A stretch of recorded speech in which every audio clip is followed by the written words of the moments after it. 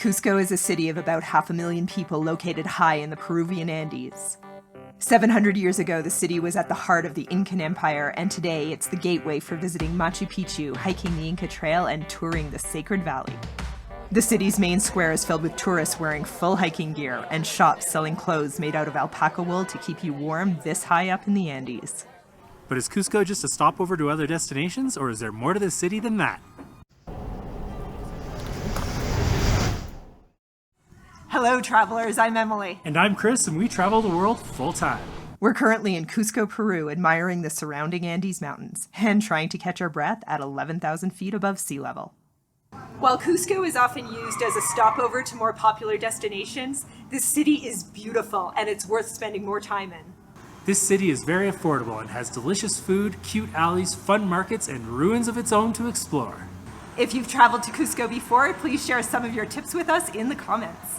The main tourist part of Cusco is the central square called the Plaza de Armas.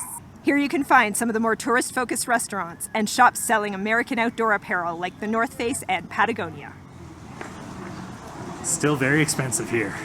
This is also a great spot to pick up souvenirs and goods made from alpaca wool. If you're worried about the altitude, there's lots of vendors selling coca products here in town. We haven't needed it ourselves, but everyone's different. There are definitely lots of tourist areas. But Cusco is a city where 500,000 people live and conduct their daily lives. For cheaper restaurants and a more local vibe, you just need to get away from the main square. We found restaurants serving these huge plates of chaufa for 12 soles, and bakeries selling empanadas for 4 soles each. For cooking at home, there are plenty of supermarkets with reasonable prices. For example, this loaf of bread is 8 soles. Or you can head into the market and get some local fruit for a good price. Another cheap way to eat is to look for restaurants serving a menu del dia.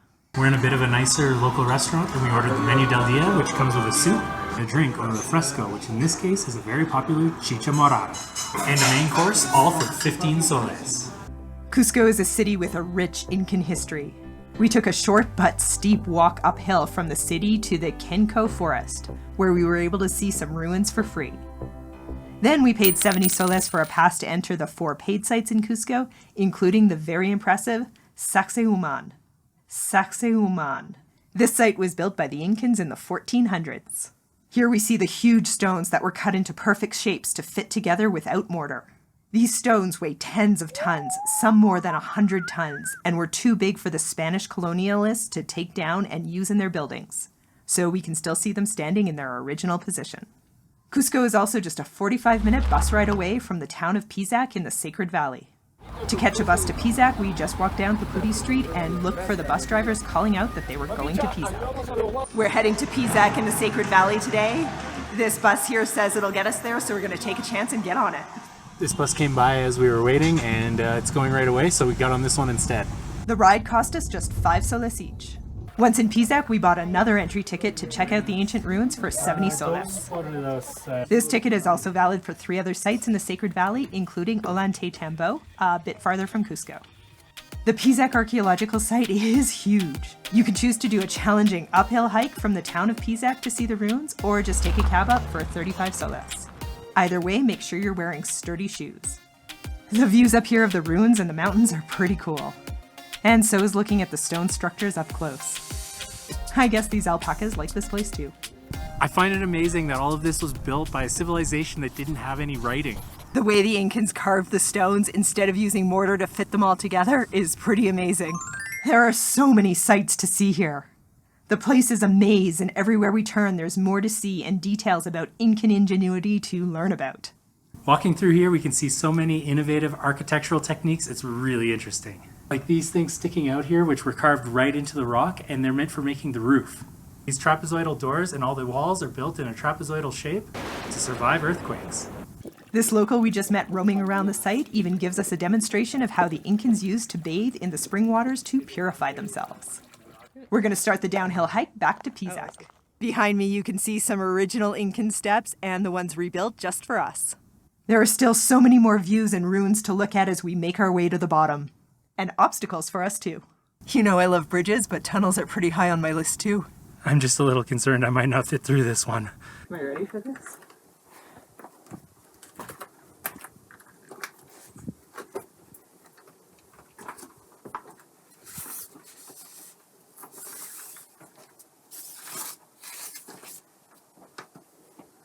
Em just went through. She says I'll be fine. I'm still a little concerned. I made it, but there's more tight spaces. We've made it through the rocks the Incans dug out, and we're continuing our route back to Pisac. It's bridge time. This one looks a little bit sketchy. This doesn't seem super stable. Made it without putting our foot through a plank. Today we're taking a break from all the Incan ruins for a day trip to Rainbow Mountain. The hike would normally not sound very challenging because it's only 7 kilometers round trip and has an elevation gain of just 400 meters. But since we're doing it at 5,000 meters above sea level, it's way more difficult than it sounds. We booked our trip to Rainbow Mountain with a tour company for 90 soles per person. We saw an option for 70 soles in town, but it had terrible reviews, so we paid a bit more to go with a company with better reviews. The price includes transportation from Cusco to Rainbow Mountain on roads which are not for those who don't like heights. Breakfast, a guide up the mountain, and lunch afterwards. The guide was there to support us, but we're doing this hike at our own pace, with a time to meet the group back at the van in a few hours. As you can see, this trail is pretty popular. The air is really thin up here. Chris is doing really well up ahead, but I'm having some trouble catching my breath. Wow, though. This is worth the climb up.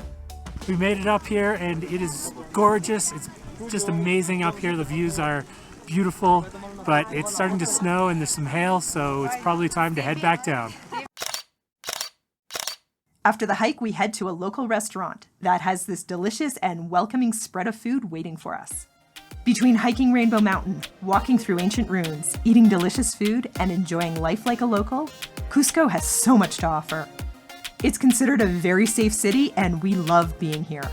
It is so much more than just a stopover to other destinations. Cusco is definitely a city that's worth spending some time in. And that's all we have for now. We'll see you in our next video as we hike the Inca and Salcante trails.